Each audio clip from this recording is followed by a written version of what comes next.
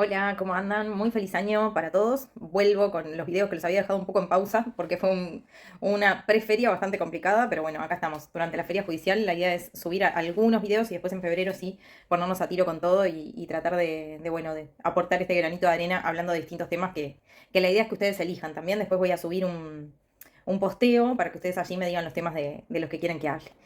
Hoy puntualmente, antes de entrar a hablar del grupo 9 subgrupo 1 de la construcción, que es algo que me quedó pendiente de 2022, quería hacer alguna aclaración con respecto a las licencias. Me consultaron si cuando yo salgo de licencia, la empresa o el empleador me tiene que pagar el salario vacacional, y esto es así, ya sea con trabajadores jornaleros o mensuales, se debe abonar el salario vacacional al momento de salir de licencia. Después habrá diferencias en lo que tiene que ver con el pago de la licencia. En el caso del jornalero se abona también al momento de salir, perdón, y en el caso del mensual se abona posteriormente al cobrar el sueldo del mes. Pero importante eso, que sepan que si salen de licencia se les tiene que abonar ese salario vacacional, si no el empleador está en incumplimiento. Así que dicho eso, vamos a empezar a hablar de algunos puntos que particularizan al grupo construcción. Tiene distintos beneficios de los que la idea es hablar ahora, así que ya se los dejo. Bueno, con respecto a la construcción, que es ese tema que yo les decía que nos quedó pendiente, lo importante acá es identificar, primero que nada, que tenemos que ver cuando nos llega una consulta es si el caso por el que nos consultan es de una persona que está incluida dentro del decreto 14.411 o es personal excluido de ese decreto. Según cuál sea la situación, los beneficios que tendremos que aplicar y la forma en que deberemos encuadrar el tema, ¿no? Y el caso específicamente. Yo hoy puntualmente me voy a basar en el personal incluido en el decreto 14.411, que es ese trabajador que está específicamente en las obras de construcción, porque tiene una serie de particularidades que está bueno tener en cuenta cuando vienen y nos preguntan qué tengo para cobrar, que es la pregunta frecuente, ¿no? El trabajador de la construcción, por ejemplo, es despedido o se rescinde su contrato, y muchas veces, si tiene todo en regla, si está regularizada su situación ante BPS, no va a tener rubros para cobrar, porque BPS es el que se encarga de pagar licencia, salario vacacional, aguinaldo, sin perjuicio de que además el empleador tiene que abonar una serie de beneficios. Entonces, es una pregunta bastante frecuente y es bueno tener en claro eso, ¿no? Sobre todo apuntar a los aportes, porque va a depender de si hay una buena aportación o una aportación de vida, mejor dicho, de eso va a depender si hay reclamo para hacer o no. Esto es independientemente del despido, ¿no? En el caso de que fuera una situación de despido, ahí corresponderá siempre y cuando no haya un contrato a término. Bueno, hablaremos un poquito de esas cuestiones ahora. Entonces, en relación con este tema de los aportes que yo les comentaba, habrá que ver si había subaportación o falta de aportes. Son cosas distintas, pero que en definitiva las dos repercuten en la necesidad de hacer una reclamación, ya sea en vía judicial, en vía Ministerio de Trabajo primero, judicial o BPS. Si nos viene un trabajador a consultar porque de 20 jornales que trabaja al mes le aportan 10, eso va a repercutir en que el aguinaldo de la licencia y el salario vacacional que va a cobrar va a ser inferior a lo que hubiera correspondido si le hacían bien esos aportes. Y directamente, si no le aportaban, ahí va a haber que hacer el reclamo de toda la licencia, todo el salario vacacional y todo el aguinaldo en caso de que no se le hubiera abonado ninguno de estos rubros, ¿no? Para aquellos casos en que existe una subaportación, por lo cual se paga algo de aguinaldo, de licencia y salario vacacional, nosotros lo que vamos a hacer es hacer el cálculo de estos rubros, pero descontando los jornales aportados. O sea que el cálculo lo vamos a hacer en base a aquellos jornales que quedaron por fuera de BPS. Todo este tema de BPS y de estos rubros salariales es muy importante porque nos pueden llevar al error si no tenemos claro cómo funciona este grupo de actividad. Uno por ahí puede decir, bueno, no se le ha pagado licencia, salario vacacional, aguinaldo, desconociendo que es BPS el que lo paga, reclamarlo y después encontrarnos en la audiencia de ministerio con que esos rubros ya estaban pagos por la entidad. Así que es importante tener eso claro y saber que, como les decía, y perdón, como siempre por ser reiterativa, pero si hay subaportación o falta de aportes, hay que hacer sí el reclamo, salvo que se hubieran abonado dichos rubros en negro, ¿no? Lo cual estaría mal, pero bueno, sería objeto ya solo de un reclamo ante BPS y no de un reclamo ante el Ministerio de Trabajo, en ese caso de que se hubieran abonado en negro. Después, otro tema a tener en cuenta en la construcción es los beneficios que tiene este grupo que no lo tienen otros grupos, como ser el pago de las famosas compensaciones. Compensación de ropa, de transporte y de herramientas. Estos rubros tienen que aparecer desglosados en los recibos de sueldo. Si no lo estuvieran, ahí también hay un reclamo para hacer. Más allá de que a veces lo que hacen los empleadores es, bueno, subaportar e indican que el jornal está sobrelaudado y que ahí ya están incluidas todas las compensaciones. Bueno, yo a la empresa en este caso le sugiero siempre tener recibos con las compensaciones desglosadas, porque no es un argumento a favor el hecho de pagar un jornal por encima del laudo. Entonces, eso por un lado, y al trabajador estar atento a esa circunstancia y que si esos rubros no aparecen abonados en el recibo, se reclamen. Hay que tener cuidado con la compensación de herramientas, que no es para todas las categorías. Se comienza a pagar, acá me podrán corregir si estoy equivocada, porque es un grupo tan específico que hay que estudiarlo mucho, ¿no? Pero la compensación de herramientas se comienza a pagar a partir de la categoría medio oficial, o sea que un peón no va a tener derecho a esa compensación. Siempre a la hora de hacer un reclamo de un trabajador de la construcción, hay que interiorizarse bien en el convenio y hacer todas estas preguntas a esa persona que nos está consultando, para poder desglosar y ver qué corresponde reclamar y qué no. Esto es muy importante también. Otros beneficios a tener en cuenta es el descanso intermedio trabajado, tienen una media hora paga que corresponde, y después tema ticket alimentación también, que hay una forma un poco particular de hacer el cálculo de los tickets.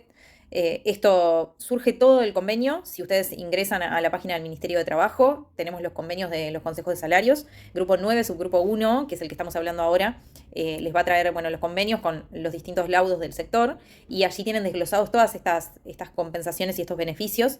Seguro que tienen que ir un poquito más atrás para ver, no quedarse con los últimos convenios, sino ir más atrás para ver estas compensaciones que yo les digo, sobre todo lo de los tickets, pero está todo allí. Es bastante completa la página del Ministerio en ese sentido.